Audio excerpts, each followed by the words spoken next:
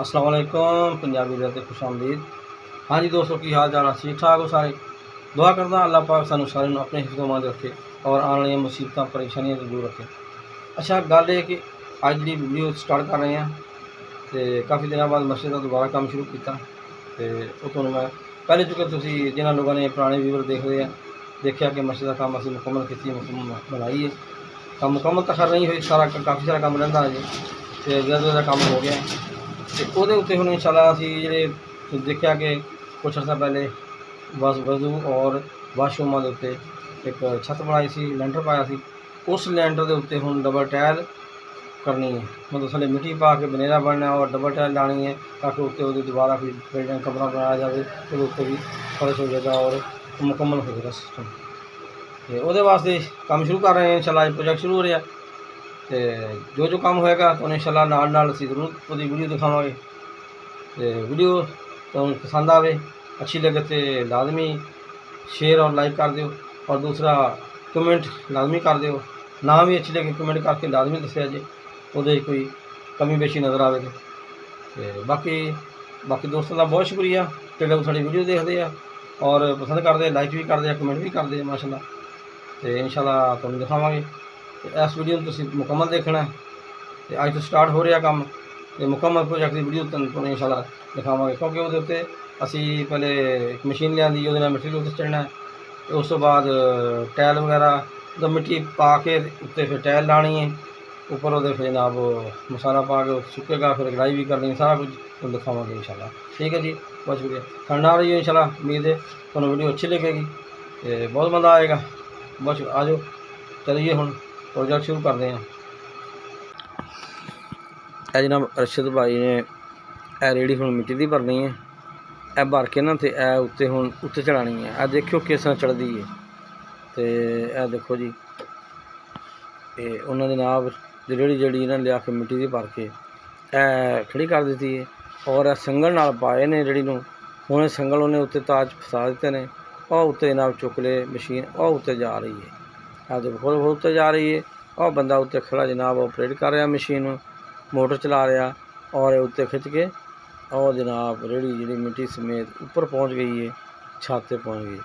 ठीक है जी, यह तुहाडे सामने तो यह गौर ना देखो जी। तो यह देखो हुण उन्हें परली छत के उत्ते लैंटर के उत्ते डाउन वो कहते ने डाउनलोड कर दिता। ठीक हो गया जी। हुण वो बंदा जाएगा खुद ही ऊपर। है देखो उन्हें जनाब ट्राली भरी मिट्टी की यह लैके जा रहा है।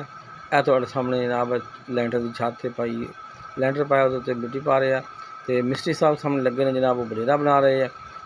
तो यह हुण मिट्टी मतलब पा के भरती पा के उत्ते टाइल भी लानी है। ये सारा समान इस लिफ्ट के नाल उत्ते चढ़ेगा, ये मशीन लाई गई है। ठीक है, तो यह जनाब साड़ी मस्जिद का यह वाशरूम तो वज़ू वाली जगह वो उत्ते बरामदा छत पाई सी जिहदा हजे बनेरा नहीं सी बनया, वो अलहमदुलिल्लाह बनेरा भी अज बन रहा है, मुकम्मल हो जाना हुण। तो यह तुहाडे सामने जनाब दिखा रहे तुहानूं तो ये हुण और रेड़ी जनाब वापस गई खाली करके उन्हें थले भेज दी। थले जनाब अरशद भाई खड़े उन्होंने फड़ के दोबारा भर के ते लोड कर देनी है। तो यह तुहाडे सामने यह देखो मिट्टी माशाल्लाह काफ़ी पा दी है तो मिस्त्री साहब ने बनेरा भी जो काफ़ी नेड़े लग गया। तो नाल तुहानूं असीं ये पूरा दिखावांगे पूरी वीडियो तो देखते रहना आखिर तक। और चैनल जिन्होंने हजे तक सबसक्राइब नहीं किया चैनल सबसक्राइब कर लीजिए ताकि साड़ी हर वीडियो तुहाडे तक पहुँच सके। तो बैल आइकन भी प्रेस करके आल ते कर दिए। ठीक है, बहुत बैल का बटन जो उन्होंने ऑन कर देना ताकि सारी हर वीडियो जल्दी जल्दी पहुँच सके। माशाल्लाह मस्जिद का व्यू है, नाल ग्रेडर स्टेशन नज़र आ रहा है। यह तुहाडे सामने जनाब हुण दोबारा और रेड़ी खाली वापस थले आ रही है। तुहानूं ये दिखाने हैं इसका एक सर्कल मुकम्मल हो गया रेड़ी का। ठीक है जी, यह थले आ रही है।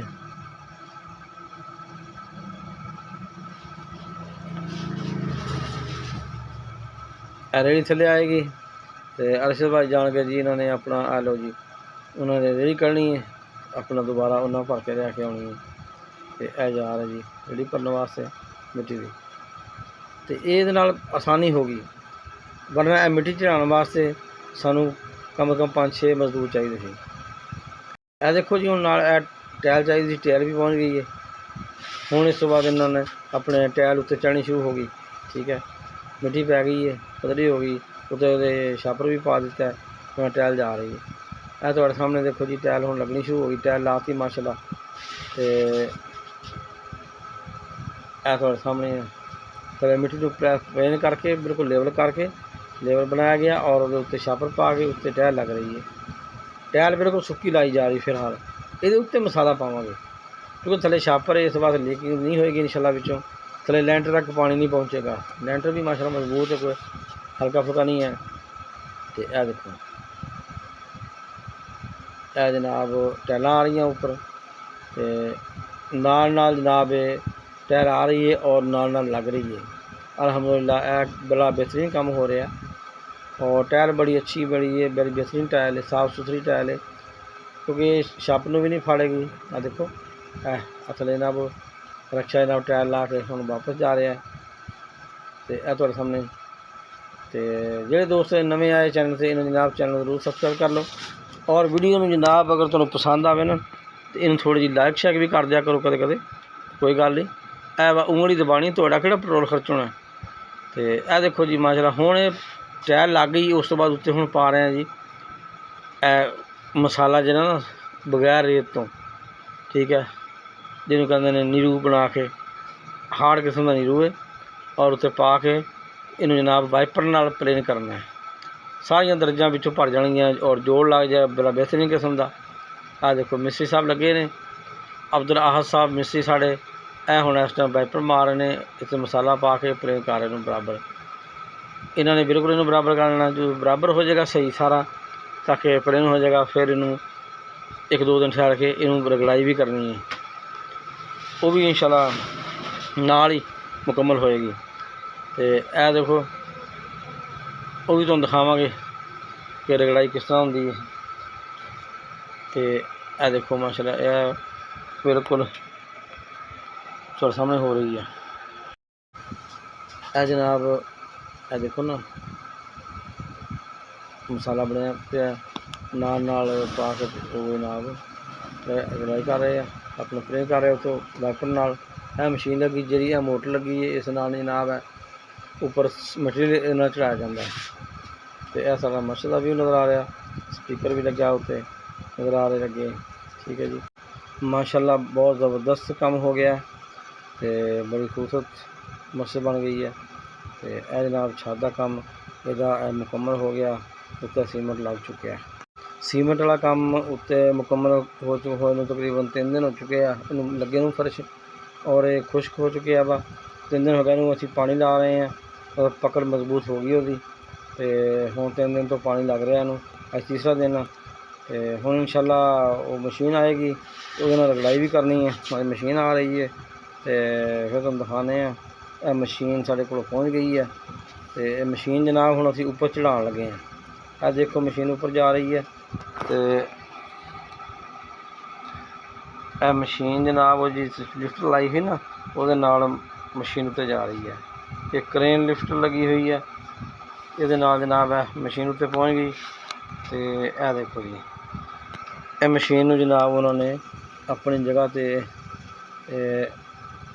उत्ते रख दिता है, क्योंकि मशीन दूसरी छत पर फिट की लिफ्ट जी है, उन्हें रगड़ाई वाली मशीन जी चक के उत्ते रख दी ताकि काम आसान हो। बजाय कि चुक के उत्ते ले जाने मशीन बहुत मुश्किल सी। तो अल्हम्दुलिल्लाह बहुत अच्छा काम हो गया। यह जनाब मशीन ने हुण रगड़ाई शुरू कर दी। तो मशीन रगड़ाई शुरू है। तो मैं थोड़ी देर बाद आया ताकि मैं रगड़ाई कर लो।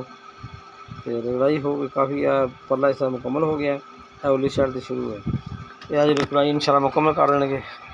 तो रगड़ाई मुकम्मल हो गई तो समझो काम मुकम्मल हो गया।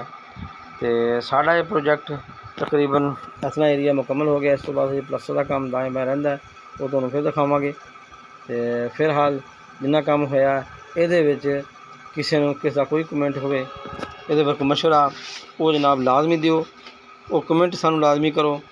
तो वीडियो अच्छी लगी हो तो इनू भी लाइक शेयर कर दिओ और कमेंट भी कर दिओ। तो दूसरा चैनल जिन्हें अजे तक सबसक्राइब नहीं किया, चैनल सब सबसक्राइब कर लो और घंटी का बटन जो ऑन कर लो, ਤਾਂ ਕਿ ਉਹਦਾ ਜੋ ਹੀ ਸਾਡੀ ਵੀਡੀਓ ਅਪਲੋਡ ਹੋਏਗੀ ਉਹਦਾ ਨੋਟੀਫਿਕੇਸ਼ਨ ਤੁਹਾਡੇ ਕੋਲ ਜਲਦੀ ਫੌਰਨ ਪਹੁੰਚੇਗਾ। ਤੇ ਹੁਣ ਜਨਾਬ ਬਹੁਤ ਸ਼ੁਕਰੀਆ। ਆਖਰ ਤੇ ਜਨਾਬ ਅਸੀਂ ਨਾਰਾ ਲਾਉਂਦੇ ਹਾਂ, ਪਾਕਿਸਤਾਨ ਜ਼ਿੰਦਾਬਾਦ।